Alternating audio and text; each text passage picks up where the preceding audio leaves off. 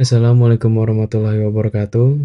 Perkenalkan, saya Muhammad Ilham Satyar dan 4 kelompok saya, yaitu Rahmat Hidayat, Nugroho Chandra Dimuka, Nika Amalia dan Nurlita, akan mempresentasikan hasil tugas kelompok yang berjudul Mekanisme Kerja Cache Memory dan Pengaruhnya Terhadap Kinerja CPU. Di slide kedua, ini ada tujuan presentasi. Yang pertama ada menjelaskan konsep dasar cache memory, yaitu bertujuan agar audiens memahami apa itu cache. Dan yang kedua ada memahami cara kerja cache memory, yaitu untuk menjelaskan bagaimana cache menyimpulkan dan menyediakan data. Yang ketiga ada mengetahui hubungan cache dengan CPU, yaitu untuk menunjukkan posisi dan peran cache dalam sistem komputer. Terus juga ada menilai pengaruh cache terhadap kinerja sistem, yaitu untuk menjelaskan bagaimana cache dapat meningkatkan percepatan proses CPU. Di slide ketiga ada gambaran singkat tentang apa itu cache memory. Yang pertama, CPU memiliki kecepatan sangat tinggi, namun akses ke RAM sering menjadi hambatan dalam pemrosesan data. Terus yang kedua ada cache memory hadir sebagai solusi untuk menjembatani perbedaan kecepatan antara CPU dan RAM. Yang ketiga, dengan cache, data yang sering digunakan dapat diakses lebih cepat sehingga kinerja sistem menjadi lebih efisien. Di slide keempat, saya akan menjelaskan pengertian cache memory. Cache memory adalah memori berkecepatan tinggi yang menyimpan data atau instruksi yang sering diakses CPU. Ada 3 fungsi utama dari cache memory, yaitu menyimpan data yang sering digunakan, terus yang kedua ada mengurangi waktu akses CPU ke RAM, dan yang ketiga untuk meningkatkan efisiensi sistem secara keseluruhan. Di slide kelima ada letak cache memory. Cache berada di antara CPU dan RAM. Cache bekerja berdasarkan prinsip lokalitas data. Ada 2 prinsip lokalitas data. Yang pertama yaitu lokalitas waktu, dan yang kedua adalah lokalitas ruang. Lokalitas waktu adalah data yang baru digunakan kemungkinan akan digunakan lagi, dan lokalitas ruang, data yang berdekatan kemungkinan juga akan digunakan. Contohnya itu kayak instruksi dalam blok program. Prinsip ini membuat cache mampu menebak data mana yang akan dibutuhkan CPU berikutnya, sehingga proses jadi lebih cepat dan efisien. Fungsi utama cache: 1. Menyimpan data yang sering digunakan. 2. Mengurangi waktu akses CPU ke RAM. 3. Meningkatkan efisiensi sistem. Dari 3 fungsi tersebut kita dapat mengambil kesimpulannya. Cache berfungsi untuk menyimpan data atau instruksi yang sering dipakai CPU. Jika tidak ada di cache, CPU mendapatkan data itu dalam waktu sangat singkat. Ini disebut dengan cache hit. Jika tidak ada, CPU harus meminta data dari RAM yang lebih lambat. Ini yang disebut cache miss. Dengan menempatkan data yang sering digunakan di cache, jumlah cache hit meningkat sehingga CPU jarang menunggu. Prinsip kerja cache. Cache bekerja berdasarkan lokalitas akses data, yaitu terdiri dari 2, lokalitas waktu dan lokalitas ruang. Lokalitas waktu: data yang baru saja digunakan kemungkinan akan digunakan lagi, atau instruksi yang baru saja diakses cenderung akan diakses lagi dalam waktu dekat. Contohnya, variabel dalam perulangan, atau data yang dipakai berkali-kali dalam beroperasi berulang-ulang. Lokalitas ruang: data yang berdekatan kemungkinan juga akan digunakan. Jika sebuah alamat memori diakses, alamat-alamat yang berdekatan kemungkinan besar akan diakses juga.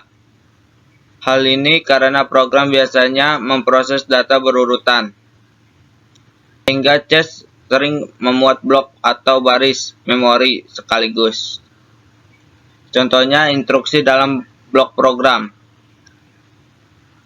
Cache memanfaatkan kedua lokalitas ini untuk memprediksi atau menyimpan blok data yang meningkatkan peluang hit di pengaksesan berikutnya. Mekanisme kerja cache. 1. CPU meminta data. 2. Cache diperiksa. Lalu jika ditemukan cache hit, ambil dari cache.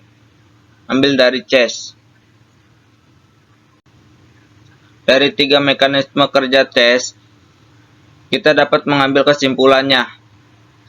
Proses akses dimulai dari CPU yang mengajukan alamat data atau instruksi yang diperlukan. Cache melakukan lookup biasanya menggunakan teks dan indeks untuk mengecek apakah alamat tersebut tersimpan. Jika ditemukan, data dikembalikan ke CPU seketika tanpa melibatkan RAM.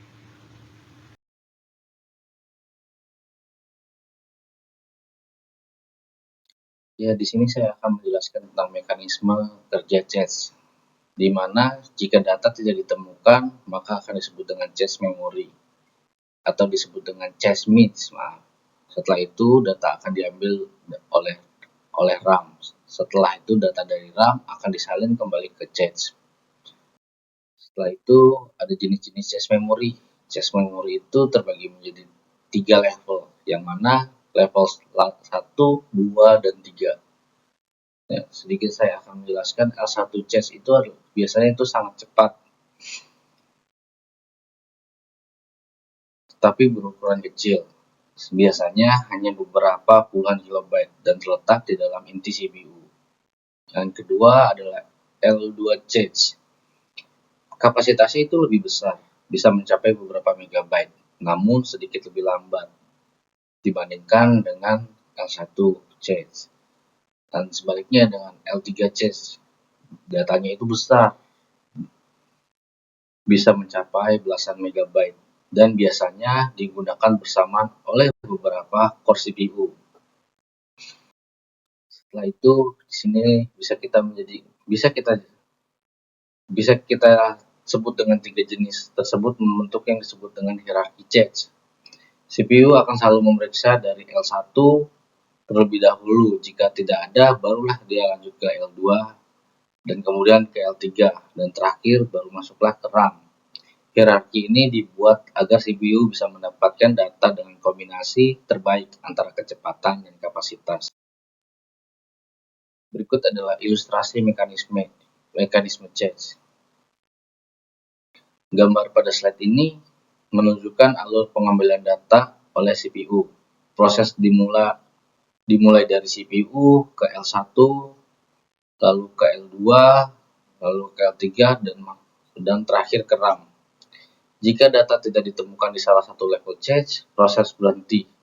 Di sana, CPU langsung mengeksekusi data tersebut. Jika tidak ditemukan di semua cache, barulah CPU mengambilnya dari RAM.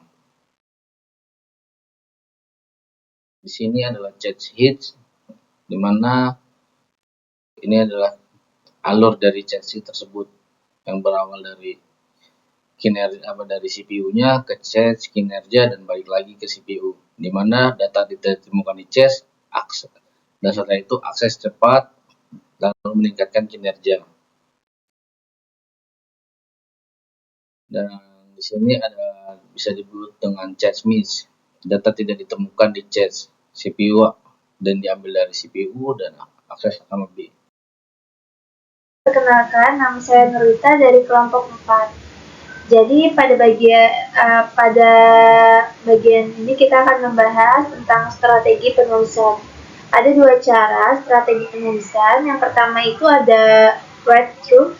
Setiap data yang ditulis ke cache langsung juga dikirim ke RAM. Jadi datanya selalu sama, tapi prosesnya agak lebih lambat. Nah, ada lagi nih yang kedua, namanya write back. Datanya disimpan dulu di cache, baru nanti dikirim ke RAM kalau memang dibutuhkan. Cara ini lebih cepat, namun perlu kontrol yang lebih rumit biar datanya tetap konsisten. Selanjutnya, manfaat cache memory. Cache ini punya banyak banget manfaat buat sistem komputer. Yang paling kerasa itu bikin akses data jadi lebih cepat. Jadi CPU nggak perlu nunggu lama-lama pas ambil data. Selain itu, cache juga bantu mengurangi kerja RAM dan buat performa CPU jadi lebih maksimal. Bahkan bisa hemat energi juga karena akses ke memori utama jadi lebih sedikit. Lanjut, dampak cache terhadap kinerja CPU. Cache punya pengaruh besar banget nih ke kinerja CPU. Kalau data yang dibutuhkan udah ada di cache, CPU bisa langsung jalan tanpa harus nunggu dari RAM yang lebih lambat. Jadi waktu tunggu CPU jauh lebih singkat dan proses komputasi bisa berjalan lebih cepat dan efisien. Selanjutnya, contoh pengaruh nyata. Jadi gini contohnya. Tanpa cache, waktu akses data bisa sekitar 100 nanodetik. Tapi kalau pakai cache, cuma sekitar 1-5 nanodetik aja. Bayangin aja, kecepatannya bisa meningkat sampai puluhan kali lipat. Makanya cache ini penting banget buat ningkatin performa CPU biar sistem lebih responsif. Nah, namun cache juga punya keterbatasan atau kelemahan. Kapasitasnya kecil karena biayanya mahal dan butuh teknologi yang rumit. Selain itu, pengelolaan datanya juga cukup susah, soalnya harus pastiin data di cache sama RAM tetap sinkron dan nggak salah ambil data. Makanya meskipun cepat, cache juga butuh pengelolaan yang cerdas. Baik, slide selanjutnya yaitu contoh pengaruh nyata. Jika CPU tidak memiliki cache memori, maka waktu akses data atau latensi bisa mencapai 100 nanodetik. Jika CPU memiliki cache, maka waktu akan berkurang drastis menjadi sekitar 3-5 nanodetik. Dengan begitu, kecepatan pun akan meningkat puluhan kali lipat. Kemudian pada slide selanjutnya yaitu keterbatasan cache. Yang pertama ada kapasitas kecil. Cache ini sangat mahal dan terbuat dari sirkuit static RAM, sehingga ukurannya pun sangat terbatas, biasanya hanya beberapa MB saja.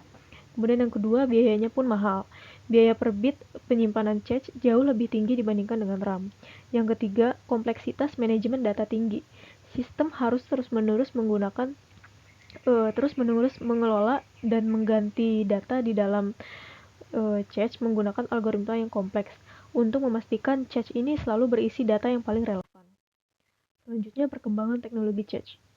Yang pertama ada smart cache, yaitu teknologi yang memungkinkan alokasi cache level terakhir, biasanya L3 namanya, secara dinamis dan efisien di antara core-core CPU yang berbeda, memaksimalkan utilitas cache. Yang kedua, dynamic cache allocation, mekanisme yang memungkinkan pembagian ukuran cache di antara fungsi yang berbeda di CPU, disesuaikan secara real-time berdasarkan kebutuhan beban kerja. Yang ketiga ada adaptive replacement policy, algoritma yang lebih canggih untuk menentukan data mana yang harus dikeluarkan dari cache ketika cache itu penuh. Kebijakan ini juga dapat beradaptasi dengan pola akses yang berbeda-beda untuk mempertahankan rasio cache hit yang tinggi. Kemudian yang terakhir, kesimpulan. Kesimpulannya yaitu cache memory adalah komponen kritis yang sangat penting untuk kinerja tinggi dengan menjamin ketersediaan data cepat ke CPU. Meskipun memiliki keterbatasan pada kapasitas dan biaya, perkembangan teknologi akan terus berupaya mengatasi keterbatasan tersebut. Demikian presentasi dari kami. Bila ada kekurangan mohon dimaafkan. Wassalamualaikum warahmatullahi wabarakatuh.